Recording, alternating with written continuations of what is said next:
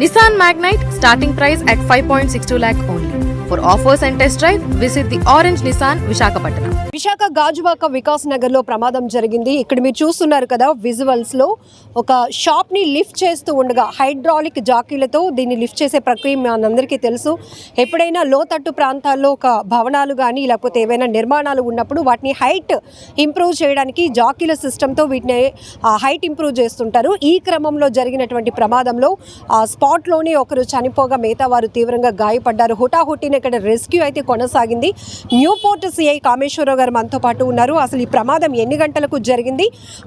మొట్టమొదటి ఇక్కడ మనం చూస్తే కనుక డ్రైనేజ్ సిస్టమ్ తర్వాత ఇది ఫుట్పాత్ ఏర్పాటు చేయడం వల్ల ఈ యువతల సైడ్ ఉన్నటువంటి కన్స్ట్రక్షన్స్ అన్నీ కూడా డౌన్కి వెళ్ళిపోయాయి. ఈ నేపథ్యంలోనే ఇది ఒక కమర్షియల్ షాప్గా కనిపిస్తోంది. దీన్ని హైట్ పెంచాలి అనే ఉద్దేశంతో ఓనర్ ప్రసాద్ ఎవరైతే ఉన్నారో ఈ టెక్నాలజీని ఉపయోగించాలి అనుకున్నారు. కానీ ప్రమాదానికి కారణం ఏంటి, ప్రమాదం ఎలా జరిగింది అనేది సిఐ గారితో మాట్లాడదాం. సార్, ఎన్ని గంటలకు సార్ ఇన్ఫర్మేషన్ వచ్చింది? ఇది డైల్ 112 కాలు పావు తక్కువ 6 ప్రాంతంలో రావడం జరిగిందండి. ఏం జరిగింది, బిల్డింగ్ ఒక స్లాబ్ కూలిపోయింది, వర్క్ చేస్తున్నారని చెప్పడం జరిగింది. దాంతో ఉన్నటువంటి మా సిబ్బంది ఎస్ఐ గారు హుటాహుటిని రావడం జరిగింది. ఎప్పుడైతే చెప్పడంతో మేమంతా ఈ ఫైర్ వాళ్ళని అందరం కూడా అలర్ట్ చేయడం జరిగింది. విషయం ఏంటంటే ఇందులో ఇది ఏదైతే ఉందో ఇంతకుముందు ప్రీవియస్లీ ఫోటో స్టూడియో ఉండేది. ఇది 13x14 వెడల్పుతో ఉండే స్లాబ్. ఇది ఫోటో స్టూడియో ఒక ఇంచుమించు మీరు ఏదైతే చెప్పారో కొత్తగా ఫుట్పాత్ వేయడంతో బ్రిడ్జి కన్స్ట్రక్షన్ ఫుట్పాత్ వేయడంతో 2-3 అడుగులు లోపలికి వెళ్ళడంతో స్లాబ్ను పైకి లేపాలనే ఉద్దేశంతో వర్క్ కన్స్ట్రక్షన్ చేయడం జరిగిందండి. అంటే 12 జాకీలు, ఒక 6 లేబరు, 2 వర్కర్స్, ఓనర్ గారు ఆ టైంలో ఉన్నారని అంటున్నారు ప్రత్యక్ష సాక్షులు. దీన్ని పెట్టి లిఫ్ట్ చేసే క్రమంలో ఒకసారిగా స్లాబ్ 2గా విరిగిపోవడంతో లోపల ఉన్నటువంటి వర్కర్లు అందరూ కూడా ఇంచుమించు అంటే 2కి ఇంజరీస్ జరిగాయి. మిగతా వాళ్ళు ఎవరికి ఏం కాలేదు, స్మాల్ ఇంజరీస్. బట్ ఈ బయటకు వచ్చే క్రమంలో ఏమైందంటే ఏదైతే స్లాబ్ భూమికి మోసే క్రమంలో ఈయన స్లాబ్తో పాటుగా భూమికి ఉండిపోవడంతో ఈయనకి మధ్యలో స్లాబ్ పడిపోవడంతో చనిపోవడం జరిగిందండి. చనిపోయినటువంటి వ్యక్తి వివరాలు ఏంటి సార్? అతని ఏజ్ ఎంత ఉంటుంది? అంటే ఈయన చెప్పిన దాని ప్రకారం ఏంటంటే ఓనర్కి ఎవరైతే తీసుకొచ్చారో వర్కర్లు తెలిసి డైలీ లేబర్ని గాజువాక్ సెంటర్ నుంచి తీసుకురావడం జరిగిందన్నారు. దాంట్లో భాగంగా ఏంటంటే మృతుడి దగ్గర సెల్ ఫోన్ ఉంది, ఇంకా వివరాలు సేకరించాల్సి ఉందండి. బాడీని కేజీస్ పంపించడం జరిగింది తదుపరి దర్యాప్తు నిమిత్తం. సో గాయపడిన వాళ్ళ పరిస్థితి ఎట్లా ఉంది? గాయపడి సింపుల్ ఇంజరీస్ బాగానే ఉన్నారు, ఆర్క్ హాస్పిటల్లో ఉన్నారు, అక్కడి నుంచి ఉన్నారు. ఈ ఇంజరీస్ ఏం లేవండి, పెద్దగా బాగానే ఉన్నారు. సో ఇక్కడ మనం చూడొచ్చు మొత్తంగా ఒక్కసారిగా రెస్క్యూ అయితే కొనసాగించారు. ఏదైతే కన్స్ట్రక్షన్ ఉందో ఈ కన్స్ట్రక్షన్కి సంబంధించి ఇంతకు ముందు ఇక్కడ ఒక ఫోటో స్టూడియో ఉండేది. ఈ నిర్మాణాలు చూస్తున్నాం కదా. సో ఇది అండర్ గ్రౌండ్ డ్రైనేజ్ సిస్టమ్ తర్వాత దీనికి ఫుట్పాత్ అనేది నిర్మాణం కొనసాగినాక ఈ వెనకాతలి ఈ వైపు రైట్ సైడ్లో ఉన్నటువంటి హౌసెస్ కానివ్వండి, కమర్షియల్ కాంప్లెక్సెస్ ఏవైతే ఉన్నాయో అవన్నీ కూడా డౌన్కి వెళ్ళిపోవడం జరిగింది. దానివల్ల బిజినెస్ పరంగా కొంత ఇబ్బంది కలిగే అవకాశం ఉంటుంది కాబట్టి దాన్ని లిఫ్ట్ చేయాలనే ఉద్దేశంతో ఈ హైడ్రాలిక్ జాకీలతో లిఫ్ట్ చేయడం జరిగింది. ఈ క్రమంలోనే జరిగినటువంటి ప్రమాదం. సరే, అసలు ప్రమాదం ఎట్లా జరిగింది? అంటే యాక్చువల్గా మాకు 7:30కి కాల్ వచ్చిందండి. మేము వచ్చాము. వచ్చిన వెంటనే బిల్డింగ్ పడిపోయింది. అంటే ఎలా జరిగింది అని అంటే అతను పైకి లేపుతున్నాడు స్లాబ్, కొంచెం పైకి గ్రౌండ్ రోడ్డుకి సమానంగా ఉందని చెప్పి కొంచెం బిల్డింగ్ లేపుకోవాలని చెప్పేసి గ్రౌండ్ జాకీలు పెట్టి పైకి లేపుతున్నాడు స్లాబ్ని. ఈ లేపే క్రమంలో అతను ఫెయిల్ అయిపోయి ఆ స్లాబ్ పడిపోయింది. దాంతో ఒక అతను చనిపోవడం జరిగింది. మిగతా మొత్తం 8 మంది ఇన్వాల్వ్ అయ్యారు. ఒక అతను ముందుకు రావటం వల్ల ఆ స్లాబ్ ముందుకు పడిపోయింది. ఆ ముందుకు పడిపోవడం వల్ల అతను చనిపోయాడు. అతను కూడా వెనుకున్నట్టయితే అతను కూడా సేవ్ అయ్యేవాడు. బట్ యాక్చువల్లీ ఏంటంటే వాళ్ళు టెక్నికల్గా కాంట్రాక్ట్ అది జాకీలు కొంచెం మంచి పెట్టుకొని పకడ్బందీగా చేస్తుంటే ఈ ప్రమాదం జరిగి ఉండదేమో అనుకున్నాము. వాళ్ళు ఫెయిల్ అయ్యటం వల్ల అలా జరిగింది.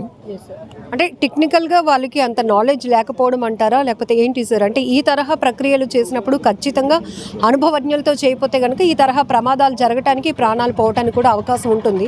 జస్ట్ ఇది ఒక కమర్షియల్ షాప్ కాబట్టి, అదే ఒక హౌస్ స్ట్రక్చర్ అయితే కనుక చాలా ప్రమాదం తీవ్రంగా ఉండే అవకాశం ఉంది. ఎస్ అదేనండి. ఇప్పుడు ఏంటంటే టెక్నికల్గా ఫండమెంటల్గా స్ట్రాంగ్ ఐడియాస్ తోటి మాత్రమే ఇలాంటివి చేయాలి. వాళ్ళు ఏదో అయిపోద్దులే అని చెప్పేసి అలా వేగ్గా చేయకూడదు. కొంత వేగ్గా జరిగినట్టుంది.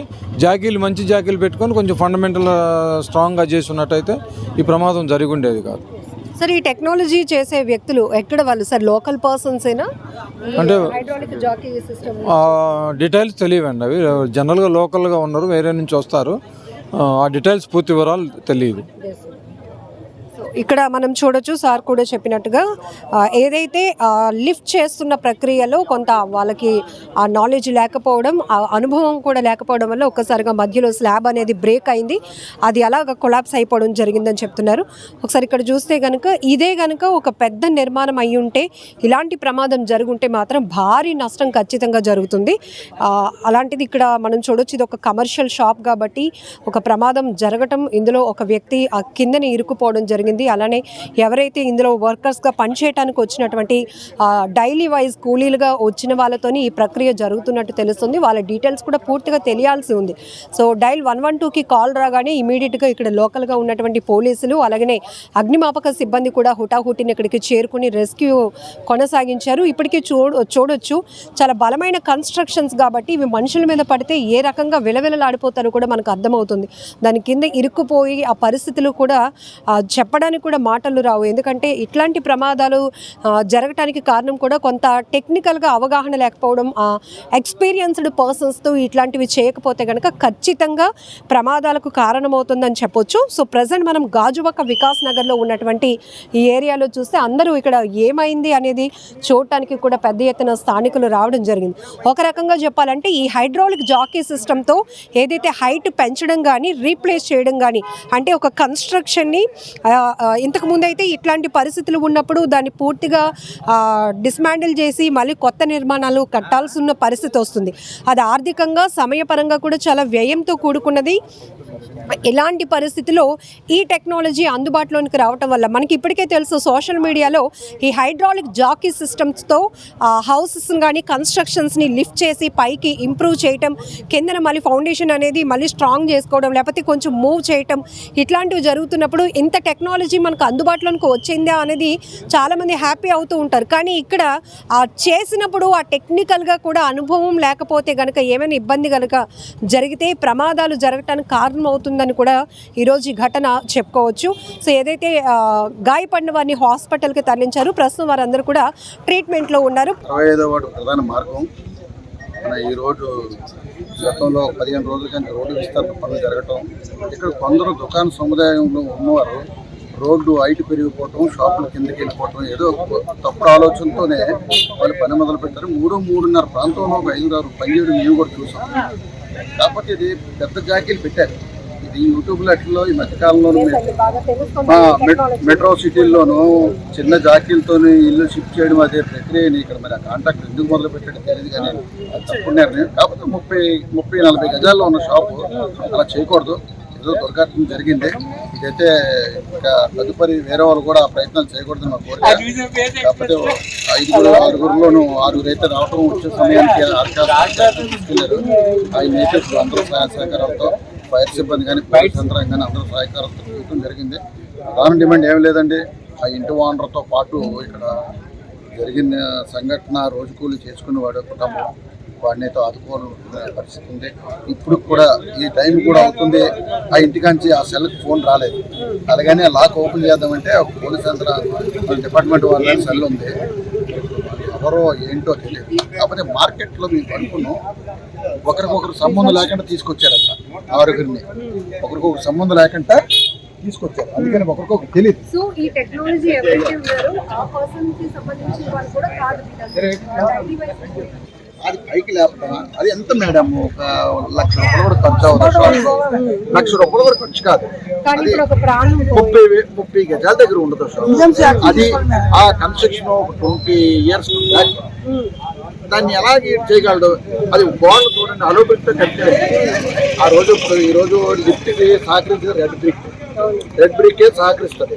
అలాగని సహకరించడానికి కూడా లాంగ్ జాకీలతో జరగని పని. అంటే చిన్న జాకీలతోనే యూట్యూబ్ కొడితే తెలుస్తుంది. కానీ అది అంత షిఫ్టింగ్ చేసే పని లేదండి. పక్కనే ఆయన ఇంట్లో ఈ షాపులు 20 అంటే ఇది ఆ రోజు కూడా వేసిన లేవు. ఇక్కడే ఉన్నారు. ఆయన కూడా అందుబాటులో ఉన్నారు. కాకపోతే ఈయన ఎవరు ఐడెంటిటీ అవ్వలేదు ఇంతవరకు. పూర్తిగా ఇప్పుడు ఈ హైడ్రాలిక్ జాకీ సిస్టమ్ టెక్నాలజీ అనేది ఎవరిని అప్రోచ్ అయ్యారు ఈ ఓనర్ ప్రసాద్, ఈ డీటెయిల్స్ అన్ని కూడా ఇంకా తెలియాల్సి ఉంది.